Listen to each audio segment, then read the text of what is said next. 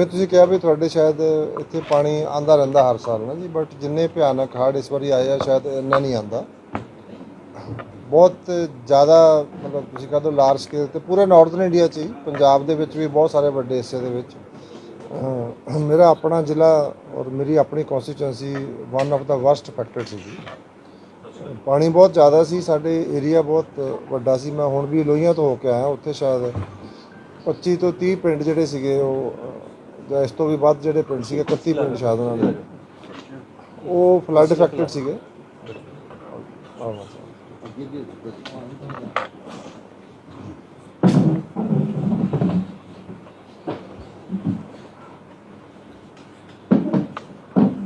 ਔਰ ਮੈਂ ਜਿਸ ਤਰ੍ਹਾਂ ਤੁਸੀਂ ਕਿਹਾ ਹੈਗਾ ਕਿ ਬਾਕੀ ਸਾਰਾ ਕੁਝ ਆਪਣੇ ਹੜ੍ਹ ਇਸ ਤੋਂ ਪਹਿਲਾਂ ਜਿਹੜੇ ਇਸ ਸਕੇਲ ਦੇ ਉੱਤੇ ਆਏ ਸੀਗੇ ਉਹ 1993 'ਚ ਆਏ ਸੀ।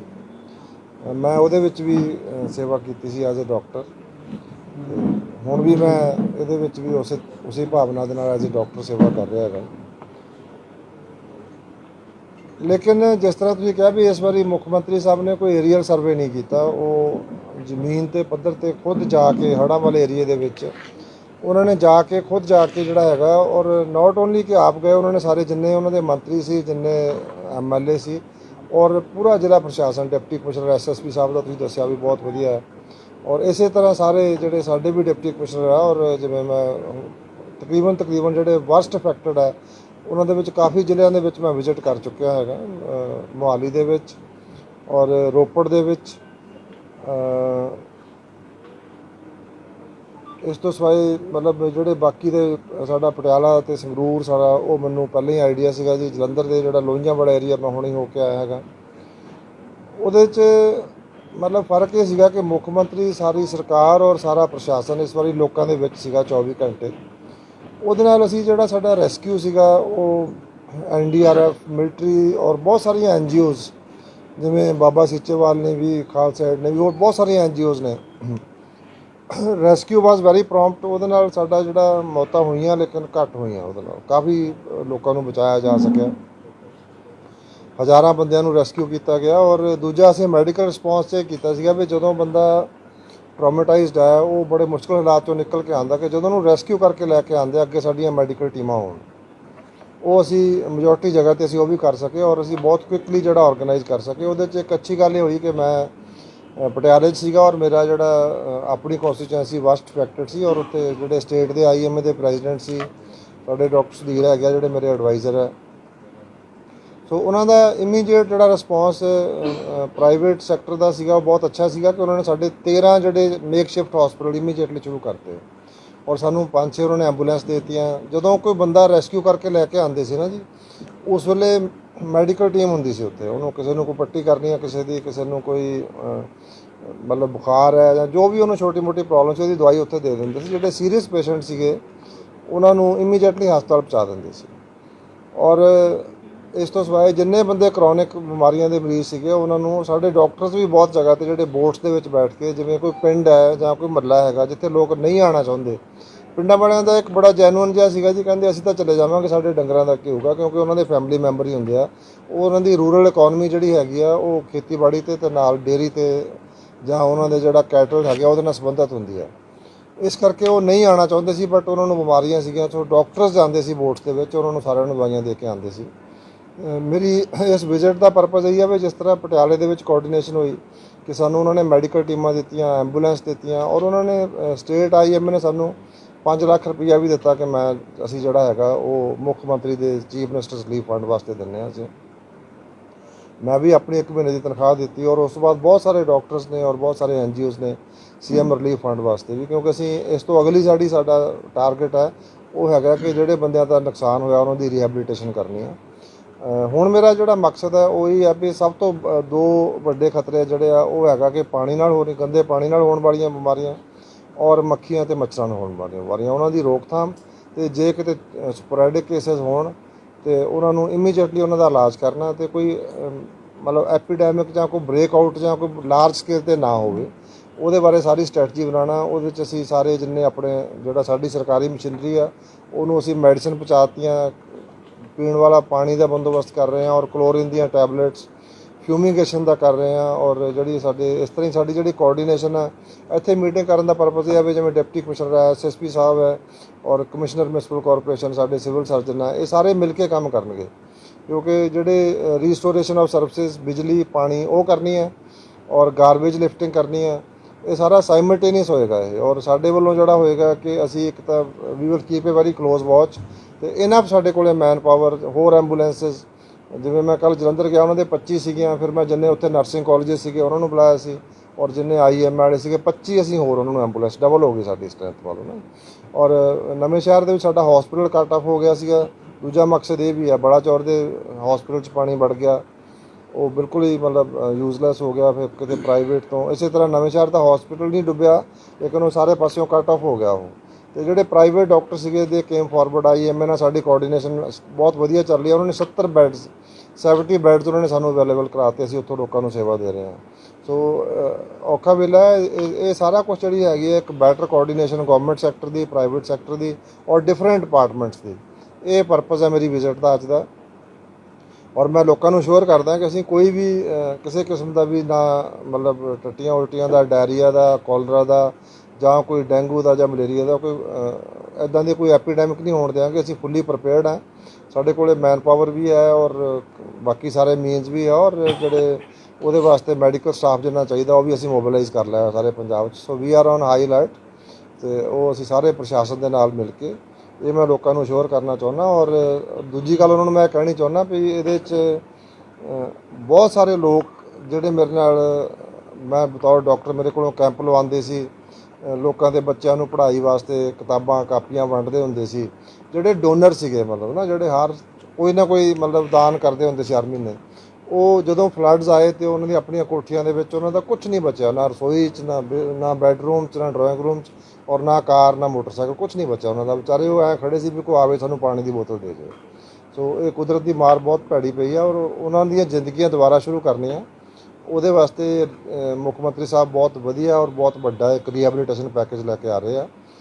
ਰੈਸਟ ਅਸ਼ੋਰ ਉਸੇ ਵਾਸਤੇ ਮੈਂ ਬੇਨਤੀ ਕਰਦਾ ਕਿ ਆਪਾਂ ਸਾਰੇ, ਜਿਵੇਂ ਚਲੋ ਮੈਂ ਇੱਕ ਚੁਣਿਆ ਹੋਇਆ ਲੋਕਾਂ ਦਾ ਪ੍ਰਤੀਨਿਧੀ ਹਾਂ, ਕਿ ਜੇ ਮੈਂ 1 ਬੰਦੇ ਦੀ ਤਨਖਾਹ ਦਿੱਤੀ ਆ ਉਹਦੇ ਨਾਲ ਹੋ ਸਕਦਾ ਇੱਕ ਬੰਦੇ ਦੀ ਜ਼ਿੰਦਗੀ ਦੁਬਾਰਾ ਪਟੜੀ 'ਤੇ ਆ ਜਾਏ।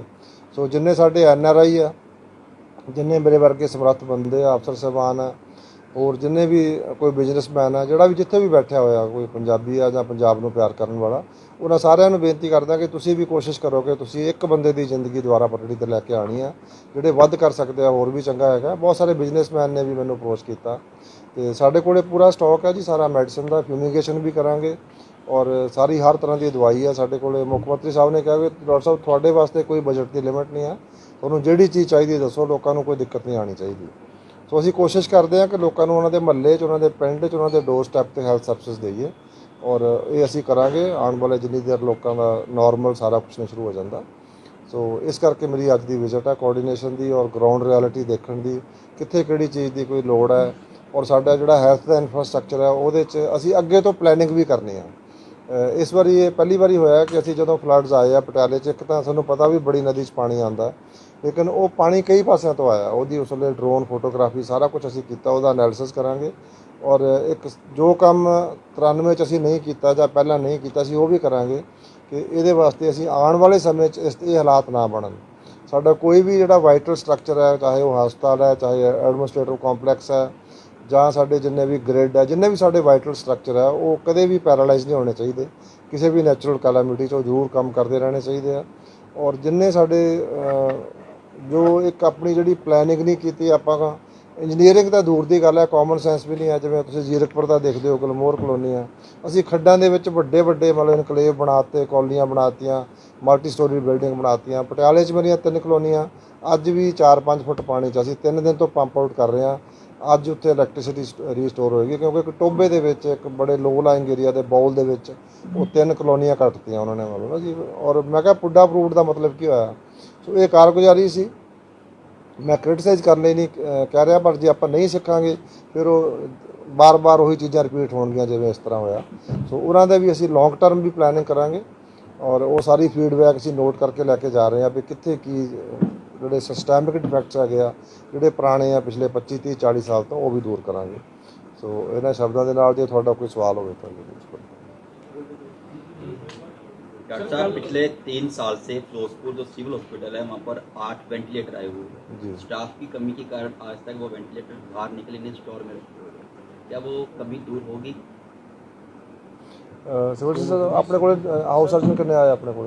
ਸਰ ਆਪਣੇ ਕੋਲ ਟੋਟਲ ਜਿਹੜੇ 6 ਸੀਗੇ, ਸ਼ਾਇਦ ਜੋ 5 ਨੇ ਜੁਆਇਨ ਕੀਤਾ ਜੀ। ਓਕੇ ਚਲੋ ਇਸ ਤਰ੍ਹਾਂ ਹੈਗਾ ਜੀ, ਜਿਵੇਂ ਤੁਹਾਡੇ 5 ਡਾਕਟਰ ਜੁਆਇਨ ਕੀਤੇ ਆ, ਇਹ ਨਾ ਮੇਰੀ ਪ੍ਰੋਸੈਸ ਚੱਲਦੀ ਪਈ ਸੀ। ਅਸੀਂ ਸਭ ਤੋਂ ਪਹਿਲਾਂ ਜਿਹੜਾ ਹੈਗਾ ਅਸੀਂ ਪਟਿਆਲੇ ਦੇ ਵਿੱਚ, ਪਟਿਆਲਾ ਸਾਡਾ ਮੇਨ ਦੇਖੋ ਸੈਂਟਰ ਆ ਤੁਹਾਡਾ ਜਿਹੜਾ ਮਾਲਵੇ ਦਾ।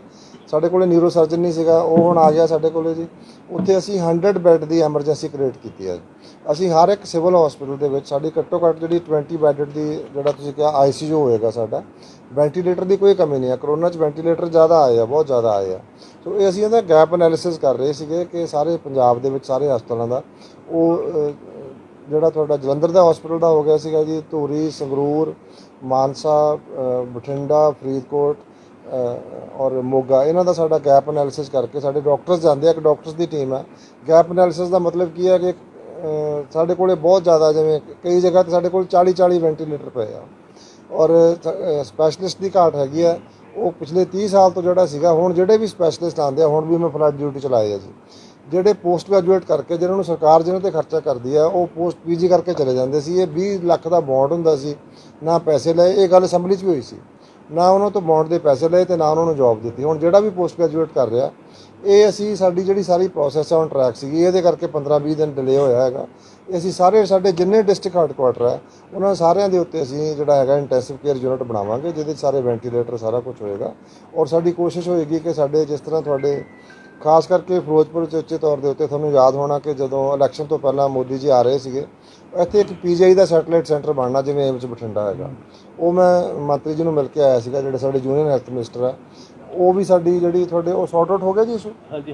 ਹਾਂ, ਉਹਦੀ ਕੰਸਟਰਕਸ਼ਨ ਸ਼ੁਰੂ ਹੋ ਜਾਏਗੀ ਜੀ। ਤੁਹਾਡੇ ਇੱਕ ਸਟੇਟ ਆਫ ਦੀ ਆਰਟ ਜਿਹੜਾ ਹਸਪੀਟਲ ਬਣੇਗਾ ਜੀ ਇੱਥੇ। ਉਹ ਅਸੀਂ ਸਾਰੇ ਫਰੰਟ ਤੇ ਕੰਮ ਕਰ ਰਹੇ ਸੀਗੇ ਜੀ, ਵਿੱਚੋਂ ਥੋੜਾ ਜਿਹਾ ਇਹਦੇ ਨਾਲ ਸੈਟਬੈਕ ਹੋਈ ਹੈ। ਸੋ ਮੈਂ ਉਹਨਾਂ ਨੂੰ ਕਿਹਾ ਵੀ ਤੁਸੀਂ 1-2 ਮਹੀਨੇ 'ਚ ਆ ਕੇ ਉਹਦਾ ਨੀਂਹ ਪੱਥਰ ਰੱਖੋ ਔਰ PGI ਦਾ ਇਮੀਡੀਏਟਲੀ ਜਿਹੜਾ ਹੈਗਾ ਸਾਡਾ, ਉਹ ਮੈਨੂੰ ਲੱਗਦਾ ਸਾਡਾ ਵਿਦਨ ਏ ਈਅਰ ਜਿਹੜਾ ਹੈਗਾ ਤੁਹਾਡਾ ਇੱਕ ਬਹੁਤ ਵਧੀਆ PGI ਵਰਗਾ ਸੈਂਟਰ ਇੱਥੇ ਬਣੇਗਾ ਜੀ। ਸੋ ਫਿਰੋਜ਼ਪੁਰ ਨੂੰ ਜਿਹੜੀਆਂ ਵਰਲਡ ਕਲਾਸ ਫੈਸਿਲਿਟੀਜ਼ ਮਿਲਣਗੀਆਂ, ਨਾਟ ਓਨਲੀ ਫਿਰੋਜ਼ਪੁਰ ਦੇ ਲੋਕਾਂ ਨੂੰ, ਆਸੇ-ਪਾਸੇ ਦੇ 3-4 ਡਿਸਟ੍ਰਿਕਟ ਦੇ ਲੋਕ ਵੀ ਇੱਥੇ ਆਇਆ ਕਰਨਗੇ। ਇੱਥੇ ਨਿਊਰੋ ਸਰਜਰੀ ICU ਮਤਲਬ ਉਹਦੇ ਵਿੱਚ ਤਾਂ ਮਤਲਬ 100-150 ਬੈੱਡ ਦਾ ਹੋਏਗਾ। ਸੋ ਕਿਸੇ ਵੀ ਮਰੀਜ਼ ਨੂੰ ਤੁਹਾਡੇ ਨੂੰ ਮੈਡੀਕਲ ਟ੍ਰੀਟਮੈਂਟ ਲਈ ਫਿਰੋਜ਼ਪੁਰ ਤੋਂ ਬਾਹਰ ਨਹੀਂ ਜਾਣਾ ਪਏਗਾ। ਇਹੋ ਜਿਹੀ ਸਹੂਲਤ ਹੈ ਸਰ। ਇੱਕ ਆਪ ਜੀ ਨੇ ਦੱਸਿਆ ਕਿ ਦਵਾਈਆਂ ਦਾ ਸਟਾਕ ਪੂਰਾ ਹੈ ਜੀ, ਬਟ ਜ਼ਮੀਨੀ ਪੱਧਰ ਤੇ ਜਦੋਂ ਅਸੀਂ ਕਵਰੇਜ ਕਰ ਰਹੇ ਸੀ, ਪਰ ਡਾਕਟਰਾਂ ਦੇ ਕੋਲੋਂ ਆਫ ਦੀ ਰਿਕਾਰਡ ਜਿਹੜਾ ਉਹਨਾਂ ਨੇ ਦੱਸਿਆ ਵੀ ਸਾਡੇ ਕੋਲੋਂ ਮੈਡੀਸਨ ਦੀ ਕਮੀ ਹੈ ਔਰ ਅਸੀਂ ਤਾਂ ਨਹੀਂ ਦਵਾਈ ਦੇ ਰਹੇ, ਅਸੀਂ ਬਚਾ ਕੇ ਰੱਖੀ ਹੈ ਵੀ ਜ਼ਰੂਰਤ ਪੈਣ 'ਤੇ ਹੀ ਉਹਨਾਂ ਕੋ ਲੋਕਾਂ ਨੂੰ ਦਈਏ ਜਿਹਨੂੰ ਬਹੁਤ ਜ਼ਿਆਦਾ ਐਮਰਜੈਂਸੀ ਹੈ। ਇਸੈਂਸ਼ੀਅਲ ਮੈਡੀਸਿਨ ਵੀ ਘੱਟ ਹੈ। ਕੋਈ ਨਹੀਂ ਜੀ, ਮੈਂ ਉਹਦਾ ਮੈਂ ਨਾ ਸਾਰਾ ਇਹੀ ਪਰਪਸ ਹੈ ਮੇਰੀ ਵਿਜ਼ਿਟ ਦਾ। ਮੈਂ ਦੇਖ ਕੇ ਮਤਲਬ ਜਿਵੇਂ ਮੈਂ ਇੱਕ ਦੋ ਜਗ੍ਹਾ 'ਤੇ ਹੋਰ ਵੀ ਗਿਆ, ਉਹ 2 ਦਿਨ ਦੀ ਦਵਾਈ ਦੇ ਰਹੇ ਸੀ। ਮੈਂ ਕਿਹਾ ਵੀ ਤੁਸੀਂ ਦੇਖੋ ਇੰਨੇ ਹਾਲਾਤ 'ਚੋਂ ਬੰਦਾ ਆਇਆ ਵੀ ਤੁਸੀਂ ਇਹਨੂੰ ਘੱਟੋ ਘੱਟ ਉਹਨੂੰ ਪੂਰਾ ਕੋਰਸ ਦੇਣਾ, ਜਾਂ ਐਂਟੀਬਾਇਓਟਿਕ ਦੇਣੀ ਹੈ 5 ਦਿਨ ਲਈ ਦਿਓ ਤੇ ਜੇ ਆਪ ਕਹਿੰਦੇ ਸਾਨੂੰ ਇਹ ਵੀ ਦਵਾਈ ਮੁੱਕ ਨਾ ਜਾਵੇ। ਮੈਂ ਕਹਿੰਦਾ ਦਵਾਈ ਨਹੀਂ ਮੁੱਕਦੀ। ਸੋ ਇਹ ਕੁਦਰਤੀ ਗੱਲ ਹੈ ਜੀ, ਜੋ ਪਿਛਲਾ ਐਕਸਪੀਰੀਅੰਸ ਹੈ ਬੰਦੇ ਨੂੰ ਉਹ ਲੱਗਦਾ ਹੁੰਦਾ ਵੀ ਮੁੜ ਕੇ ਸਪਲਾਈ ਆਵੇ ਨਾ ਆਵੇ। ਸਪਲਾਈ ਅਸੀਂ ਪਲੈਂਟੀ ਦੇਵਾਂਗੇ ਜੀ, ਕੋਈ ਇਸ਼ੂ ਨਹੀਂ ਹੈ। ਬਟ ਹਾਂ, ਕਈ ਜਗ੍ਹਾ 'ਤੇ ਉਹ ਕਮਿਊਨੀਕੇਸ਼ਨ ਦਾ ਗੈਪ ਰਹਿ ਜਾਂਦਾ, ਜਾਂ ਸਾਡੇ ਸਟੋਰਾਂ 'ਚ ਪਈ ਹੋਈ ਹੈ ਜੀ, ਵੇਅਰ ਹਾਊਸਿਸ 'ਚ ਪਈ ਹੋਈ ਆ, ਉੱਥੋਂ ਮੰਗਵਾਉਣ ਵਿੱਚ ਕੋਈ ਡਿਲੇ ਹੋ ਗਿਆ, ਕੁਝ ਹੋ ਗਿਆ, ਉਹ ਅਸੀਂ ਮੈਂ ਜਿਵੇਂ ਸਾਡੇ MLA ਸਾਹਿਬ ਇਹਨਾਂ ਦੀ ਡਿਊਟੀ ਲਾ ਦਾਂਗਾ ਜੀ, ਅਸੀਂ ਗੱਡੀਆਂ ਉਹ ਪਹੁੰਚਾ ਦਾਂਗੇ, ਦਵਾਈ ਨਹੀਂ ਮੁੱਕਣ ਦਿੰਦੇ। ਸਰ ਪਟਿਆਲੇ ਤੁਸੀਂ ਇੱਕ ਐਡਮਿਨਿਸਟ੍ਰੇਸ਼ਨ ਨੇ ਆਰਡਰ ਕੱਢਿਆ ਹੋਇਆ ਤੁਹਾਡੇ ਵੀ ਜਿਹੜੀਆਂ ਮੈਡੀਸਨ ਸ਼ਾਪਸ ਨੇ ਜਾਂ ਜਿਹੜੀਆਂ ਦੂਜੀਆਂ ਕੋਈ ਫਲੱਡ ਦੇ ਨਾਲ ਰਿਲੇਟਡ ਸ਼ਾਪਸ ਨੇ, ਉੱਥੇ ਕਾਲਾ ਬਾਜ਼ਾਰੀ ਹੋ ਰਹੀ ਹੈ, ਉਹਦੀ ਚੈਕਿੰਗ ਹੀ ਉਹ ਪਟਿਆਲੇ ਤੁਹਾਡੇ ਐਡਮਿਨਿਸਟ੍ਰੇਸ਼ਨ ਨੇ ਕੱਢੇ ਹੋਏ। ਉਹ ਕੋਈ ਇੱਥੇ ਵੀ ਕੋਈ ਇਹਦੇ ਨਾਲ ਲਿੰਕ ਅਪ ਤਾਂ ਨਹੀਂ ਕਰਦਾ ਵੀ ਮੈਡੀਸਨ ਘੱਟ ਮਿਲਣ, ਬਾਹਰੋਂ ਮੈਡੀਸਨ ਐਵੇਂ ਹੋਵੇ? ਨਹੀਂ, ਉਹ ਕਿਤੇ ਹੋ ਸਕਦਾ ਕੋਈ ਸਪਰੈਡ, ਕਿਤੇ ਕੋਈ ਬੰਦੇ ਨਾ ਜੀ। ਦੇਖੋ SSP ਸਾਹਿਬ ਬੈਠੇ ਆ ਸਾਡੇ, ਜਦੋਂ ਸਾਡੇ ਪਟਿਆਲੇ ਦੇ ਵਿੱਚ ਨਾ ਜੀ, ਜਦੋਂ ਫਲੱਡਸ ਆਏ ਹੋਏ ਸੀਗੇ, ਅਸੀਂ ਲੋਕਾਂ ਨੂੰ ਰੈਸਕਿਊ ਕਰ ਰਹੇ ਸੀ, ਉਦੋਂ ਚੋਰੀਆਂ ਵੀ ਸ਼ੁਰੂ ਹੋ ਗਈਆਂ ਜੀ। ਜਦੋਂ ਇਸ ਤਰ੍ਹਾਂ ਦੇ ਹਾਲਾਤ ਹੁੰਦੇ ਆ, ਜਿਹੜੇ ਚੰਗੇ ਬੰਦੇ ਹੁੰਦੇ ਆ ਉਹਨਾਂ ਦੀ ਸ਼ਾਹੀ ਬਾਹਰ ਆ ਜਾਂਦੀ ਹੈ ਜੀ, ਮਾੜੇ ਬੰਦੇ ਦੀ ਬੁਰਾਈ ਬਾਹਰ ਆ ਜਾਂਦੀ ਹੈ। ਕੈਮਿਸਟ ਐਸੋਸੀਏਸ਼ਨ ਸਾਡੀਆਂ ਜਲੰਧਰ ਵਿੱਚ ਵੀ ਆਏ ਹੋਏ ਸੀਗੇ ਜੀ, ਉਹ ਸਾਨੂੰ ਮਤਲਬ ਖੁੱਲ੍ਹੇ ਦਿਲ ਨਾਲ ਦਵਾਈਆਂ ਦੇ ਰਹੇ। ਕੈਮਿਸਟ ਐਸੋਸੀਏਸ਼ਨ ਨੀਚੇ ਵੀ ਆਈ ਹੋਈ ਆ, ਉਹ ਵੀ ਸਾਨੂੰ ਦਵਾਈਆਂ ਦੇਣਗੇ ਜੀ। ਡਾਕਟਰ ਸਾਡੇ ਹੈਗੇ ਆ ਜਿਹੜੇ ਸਾਡੇ ਜਿੰਨੇ IMA ਦੇ ਆ, ਉਹ ਕਹਿੰਦੇ ਐਂਬੂਲੈਂਸ ਵੀ ਸਾਡੀ, ਸਟਾਫ ਵੀ ਸਾਡਾ ਤੇ ਦਵਾਈਆਂ ਵੀ ਸਾਡੀਆਂ। ਸੋ ਦਵਾਈਆਂ ਦੀ ਸ਼ਾਰਟੇਜ ਨਹੀਂ ਆਏਗੀ ਮਤਲਬ। ਲੇਕਿਨ ਹਾਂ, ਇਹ ਜ਼ਰੂਰ ਹੁੰਦਾ ਵੀ ਜਿਹੜੇ ਮਾੜੇ ਬੰਦੇ ਆ ਉਹ ਕਿਤੇ ਉਹ ਕਰਦੇ ਆ ਸਾਰਾ ਕੁਝ ਮਤਲਬ। ਔਰ ਕਈ ਵਾਰੀ ਥੋੜ੍ਹੀਆਂ ਲੋਕ ਵੀ ਗਲਤੀਆਂ ਕਰਦੇ ਆ ਜੀ। ਮੈਂ ਤੁਹਾਨੂੰ ਮਿਸਾਲ ਦੇ ਤੌਰ ਤੇ ਕਹਿੰਦਾ, ਪਟਿਆਲਾ ਇੱਕ ਨਾ ਬੜਾ ਥੋੜ੍ਹੇ ਜਿਹੇ ਏਰੀਏ 'ਚ ਬਹੁਤ ਜ਼ਿਆਦਾ ਬੰਦੇ ਫਸੇ ਹੋਏ ਸੀ। ਉੱਥੇ ਸਾਡਾ ਇੱਕ ਫਲਾਈਓਵਰ ਆ, ਉਹਦੇ 'ਤੇ 500 ਬੰਦਾ ਖੜਾ ਹੋਣਾ ਔਰ ਸਾਰਿਆਂ ਦੇ ਮੋਬਾਈਲ ਆਨ ਸੀ। ਡਿਪਟੀ ਕਮਿਸ਼ਨਰ ਉੱਥੇ ਸੀ, ਮੈਂ ਉੱਥੇ ਸੀ। ਉਹ ਜਿਹੜੇ ਲੋਕ ਸਾਨੂੰ ਡਿਸਟ੍ਰੈਸ ਕਾਲ ਆ ਰਹੀਆਂ ਸੀ, ਅਸੀਂ ਵੋਟ ਭੇਜ ਰਹੇ ਸੀਗੇ ਨਾ, ਉਹ we could not talk to the person, ਕਿਉਂਕਿ ਉਹ ਜਿਹੜਾ ਤੁਹਾਡਾ ਨੈਟਵਰਕ ਹੁੰਦਾ ਨਾ ਉਹ ਜੈਮ ਹੋ ਜਾਂਦਾ। ਫਿਰ ਸਾਨੂੰ ਅਲਟੀਮੇਟਲੀ ਸਾਨੂੰ ਪੁਲਿਸ ਭੇਜ ਕੇ ਸਾਨੂੰ ਉਹਨਾਂ ਨੂੰ ਹਟਾਉਣਾ ਪਿਆ ਵੀ ਤੁਸੀਂ ਭਾਈ ਇਹ ਨੈਟਵਰਕ ਜਿਹੜਾ ਹੈਗਾ ਇਹ ਇਸ ਵੇਲੇ ਲਾਈਫ ਸੇਵਿੰਗ ਸਰਵਿਸ ਹੈ। ਖੈਰ ਉਹਨਾਂ ਨੂੰ ਪਤਾ ਵੀ ਨਹੀਂ ਹੋਏਗਾ। ਖੈਰ ਅੱਛਾ, ਫਿਰ ਲੋਕ ਜਿਹੜੇ ਹੁਣ ਜਿਵੇਂ ਨਦੀ 'ਚ ਪਾਣੀ ਆਇਆ ਉੱਥੇ ਖੜੇ ਤਮਾਸ਼ਾ ਦੇਖ ਰਹੇ ਆ ਜੀ, ਉਹਨਾਂ ਨੂੰ ਸਾਨੂੰ ਅੱਧੀ ਐਨਰਜੀ ਤੁਹਾਨੂੰ ਉਹਦੇ 'ਤੇ ਲਾਉਣੀ ਪੈਂਦੀ ਹੈ, ਜਦੋਂ ਇਹ ਵੀ ਸਾਨੂੰ ਮੈਨੇਜ ਕਰਨਾ ਪੈਂਦਾ ਜੀ। ਇੱਕ ਬੱਚਾ ਵੀ ਰੁੜ ਗਿਆ ਜੀ, ਦੇਖੋ ਮਤਲਬ ਅਭੀ ਤਮਾਸ਼ਾ ਦੇਖਣ ਗਏ ਹੋਏ, ਮਤਲਬ ਕਿੰਨੀ ਮਾੜੀ ਗੱਲ ਹੈ ਜੀ। ਮਤਲਬ ਬਹੁਤ ਲੋਕਾਂ ਨੇ ਕੋਸ਼ਿਸ਼ ਕੀਤੀ। ਸੋ ਇਹ ਹੁੰਦਾ ਜੀ ਕਿਤੇ ਨਾ ਕਿਤੇ, ਮਤਲਬ ਉਹ ਕਈ ਵਾਰੀ ਸਾਨੂੰ ਕਰਨਾ ਪੈਂਦਾ ਜੀ, ਸਟਿਕਟ ਸਾਨੂੰ ਕਰਨਾ ਪੈਂਦਾ, ਉਹ ਵੀ ਕਰਨਾ ਪੈਂਦਾ, ਕਿਉਂਕਿ ਅਦਰਵਾਈਜ਼ ਜਿਹੜਾ ਸਾਡਾ ਜੇ ਪੁਲਿਸ ਕੰਮ ਨਾ ਕਰਦੀ ਜੀ, ਉਹ ਪਟਿਆਲੇ ਦਾ ਮੇਨ ਬਣਾ ਤੋੜ ਦੇਣਾ ਸੀ। ਉਹਨਾਂ ਨੇ ਸਾਡਾ ਸਾਰਾ ਪਟਿਆਲਾ ਪੈਰਾਲਾਈਜ਼ ਹੋ ਜਾਣਾ ਸੀ, ਕਿਉਂਕਿ ਜਿਹੜੇ ਬੰਦੇ ਗਵਰਨਮੈਂਟ ਨੇ ਕਿੰਨਾ ਬਜਟ ਰੱਖਿਆ ਜੀ ਹੈਲਥ ਵੀ ਜੋ ਮਾਰ ਗਿਆ ਸੀਰੀਅਸ ਮਾਨ ਸਾਹਿਬ ਨੇ ਕਿਹਾ ਜੀ ਹੈਲਥ ਵਾਸਤੇ ਤੁਹਾਨੂੰ ਜੋ ਚਾਹੀਦਾ ਦੱਸੋ ਜੀ। ਕੁਝ ਪਾਰਟਿਕੂਲਰਲੀ ਕੁਝ ਤਾਂ ਉਹ ਮਤਲਬ ਜਿੰਨਾ ਅਸੀਂ ਮੰਗੀ ਜਾਂਦੇ ਸਾਨੂੰ ਦੇਈ ਜਾਂਦੇ, ਜੋ ਅਸੀਂ ਖਰੀਦਣਾ ਹੈਗਾ, ਜੋ ਮਤਲਬ ਕਿਸੇ ਕਿਸਮ ਦੀ ਕੋਈ ਕਮੀ ਨਹੀਂ ਹੈ। ਡਾਕਟਰ ਸਾਹਿਬ, ਕਰੋਨਾ ਦੇ ਟਾਈਮ ਦੇ ਵਿੱਚ ਬੜੀਆਂ ਬੇਤਰਤੀਬੀਆਂ ਵੇਖਣ ਨੂੰ ਮਿਲੀਆਂ। ਸਰਕਾਰੀ ਸਿਲੰਡਰ ਵੀ ਪ੍ਰਾਈਵੇਟ ਹਸਪਤਾਲਾਂ ਚੱਲਦੇ ਨੇ ਸੀਗੇ, 15-16 ਕਮਰਾ 15,000 ਤੋਂ 18,000 ਦਾ ਅੰਦਰ ਹੈ। ਤਤਕਾਲੀ ਸਿਹਤ ਮੰਤਰੀ ਸਿੱਧੂ ਸਾਹਿਬ ਨਾਲ ਮੇਰੀ ਗੱਲ ਹੋਈ ਤੇ ਉਹਨੇ ਨਹੀਂ ਜੀ ਇਹ ਤਾਂ ਸਾਡੀ ਪਾਲਿਸੀ ਬਣਾ ਲਈ, ਕੋਈ ਬੰਦਾ ਵੱਧ ਪੈਸੇ ਨਹੀਂ ਲੈ ਸਕਦਾ, ਤੁਹਾਡਾ ਛੋਟਾ ਸ਼ਹਿਰ ਇੱਥੇ 18,000 ਤੱਕ ਕਮਰਾ ਜਾਏਗਾ। ਮੈਂ ਕਿਹਾ ਸਰ ਕਰੋਨਾ ਤੋਂ ਪਹਿਲਾਂ 1500 ਸੀ ਹੋਈ ਕਮਰਾ, ਨਹੀਂ ਇਹ ਇਸ ਤਰ੍ਹਾਂ ਦਾ ਕਰਨਾ ਪਏਗਾ। ਹੁਣ ਜਿਵੇਂ ਜਨਾਬ IMA ਦੀ ਤਾਰੀਫ ਕਰਦੇ ਨੇ, ਇੱਥੇ ਸਾਡੇ ਫਿਰੋਜ਼ਪੁਰ ਦੇ ਵਿੱਚ ਵੀ ਅੱਜ ਤੱਕ ਜਿੰਨੇ ਪੋਲੀਟੀਸ਼ੀਅਨ ਰਹੇ ਨੇ, ਜਿੰਨੇ ਬਿਊਰੋਕਰੇਟਸ ਰਹੇ ਨੇ, ਬਿਊਰੋਕਰੇਟ ਐਂਟਰੀ ਮਗਰੋਂ ਹੁੰਦੀ ਹੈ, ਪਹਿਲਾਂ ਕਹਿੰਦੇ ਪ੍ਰਾਈਵੇਟ ਜਿਹੜੇ IMA ਦੇ ਸੋ ਕਾਲ ਜਿਹੜੇ ਹੈਗੇ ਨੇ ਇੱਥੇ ਅਧਿਕਾਰੀ ਨੇ ਉਹਨਾਂ ਦੇ ਘਰਾਂ ਹੁੰਦਾ। ਇਹਵੇਂ ਕਿਵੇਂ ਅਸੀਂ ਵਾਕੋ ਕਰ ਸਕਦੇ ਹਾਂ ਕਿ ਕੱਲ੍ਹ ਨੂੰ ਇਸ ਤਰ੍ਹਾਂ ਦਾ ਕਰੋਨਾ ਟਾਈਪ ਵਿੱਚ ਘੁਟਾਲੇ ਹੋਏ ਸੀ, ਉਸ ਤਰ੍ਹਾਂ ਕੋਈ ਘੁਟਾਲਾ ਨਹੀਂ ਹੋਏਗਾ, ਔਰ ਜੇ ਹੋਏਗਾ ਤੇ ਸਰਕਾਰ ਉਹਨਾਂ ਨੂੰ ਕਬਰ ਕਰੀ ਨਾ ਪਾਏ। ਵੈਸੇ ਤਾਂ ਹੋਣ ਨਹੀਂ ਦਿੰਦੇ ਜੀ, ਜੇ ਹੋ ਗਿਆ ਤਾਂ ਛੱਡਦੇ ਨਹੀਂ। ਦੇਖੋ ਮਤਲਬ ਜਿਹੜਾ ਕਰੋਨਾ ਕਾਲ ਦਾ ਤਾਂ ਤੁਸੀਂ ਸੋਚੋ ਨਾ ਵੀ ਕੀ ਕੁਛ ਹੋਇਆ ਜੀ। ਅਜੇ ਤੱਕ ਲੋਕ ਕੋਈ ਕਹਿੰਦਾ ਮੇਰਾ 5 ਕਰੋੜ ਰੁਪਇਆ ਰਹਿੰਦਾ, ਔਰ ਤੁਸੀਂ ਸੋਚ ਸਕਦੇ ਹੋ ਇੱਕ ਨਾ ਬੰਦਾ ਆਇਆ ਮੇਰੇ ਕੋਲ, ਕਹਿੰਦਾ ਜੀ ਮੈਂ ਤਾਂ ਮਰ ਜਾਊਂਗਾ ਜੀ ਫਲਾਣਾ। ਮੈਂ ਕਿਹਾ ਕੀ ਹੋਇਆ? ਮੈਂ ਕਿਹਾ ਤੂੰ ਦਿੱਤਾ ਕੀ ਸੀਗਾ? ਉਹ ਕਹਿੰਦਾ ਜੀ ਇੱਕ ਸਟੈਥੋਸਕੋਪ ਸੀ। ਉਹ ਸਟੈਥੋਸਕੋਪ ਪਤਾ ਕੀ ਸੀ ਜੀ? ਉਹ ਇਲੈਕਟ੍ਰੋਨਿਕ ਸੀ। ਉਹ ਸਟੈਥੋਸਕੋਪ ਇੱਥੇ ਆ ਜੀ ਵੀ ਕੋਈ ਵੀ ਕਲਾਸਪੁਰ ਜਾ ਕੇ ਹਾਰਟ ਤੇ ਲਾਏਗਾ ਤੇ ਚੰਡੀਗੜ੍ਹ 'ਚ ਬੰਦਾ ਸੁਣ ਲਏਗਾ ਉਹਨੂੰ। ਬੇਤੁਕੀਆਂ ਬਾਤਾਂ ਜੀ, ਮਤਲਬ ਬੇਤੁਕੀਆਂ ਗੱਲਾਂ। ਉਹ ਪਤਾ ਨਹੀਂ 5.5 ਕਰੋੜ ਦਾ ਆਰਡਰ ਦਿੱਤਾ। ਇਹੋ ਜਿਹੇ ਬਹੁਤ ਆਰਡਰ ਆ ਜਿਹੜੇ ਹੁਣ ਉਹ ਚੀਕਾਂ ਮਾਰੀ ਜਾਂਦੇ ਆ। ਮੈਂ ਕਿਹਾ ਵੀ ਸਾਨੂੰ ਤਾਂ ਸਮਾਨ ਚਾਹੀਦਾ ਨਹੀਂ। ਉਹ ਕਹਿੰਦਾ ਮੇਰੇ ਤੋਂ ਸਮਾਨ ਲਓ। ਅਸੀਂ ਕਿਹਾ ਜੀ ਇਸ ਤਰ੍ਹਾਂ ਲੈਂਦੇ ਨਹੀਂ, ਅਸੀਂ ਕੀ ਕਰਨਾ, ਸਾਡੇ ਤੇਰਾ ਹੈ ਹੀ ਨਹੀਂ, ਪ੍ਰੋਡਕਟ ਹੀ ਨਹੀਂਗਾ ਤੇਰਾ, ਜਿਹੜਾ ਕੰਮ ਦੇ ਨਹੀਂ ਆਏ। ਸੋ ਉਹ ਇੱਦਾਂ ਦਾ ਕੁਛ ਨਹੀਂ ਹੁੰਦਾ ਜੀ। ਦੇਖੋ ਮੇਰੀ ਗੱਲ ਸੁਣੋ, ਇੱਕ ਨਾ ਬੇਸਿਕ ਰੂਲ ਹੈ ਜੀ, ਜਿਹੋ ਜਿਹਾ ਤੁਹਾਡਾ ਮਤਲਬ ਜਿਹੜਾ ਹੈੱਡ ਆਫ ਦੀ ਗਵਰਨਮੈਂਟ ਹੋਏਗਾ ਨਾ ਜੀ, ਬਾਕੀ ਸਾਰੇ ਉੱਦਾਂ ਦੇ ਹੋਣਗੇ। ਜੇ ਤੁਹਾਡਾ ਮੁੱਖ ਮੰਤਰੀ ਫੀਲਡ 'ਚ ਹੈ, ਮੰਤਰੀ ਵੀ ਹੋਣਗੇ ਨਾ ਜੀ।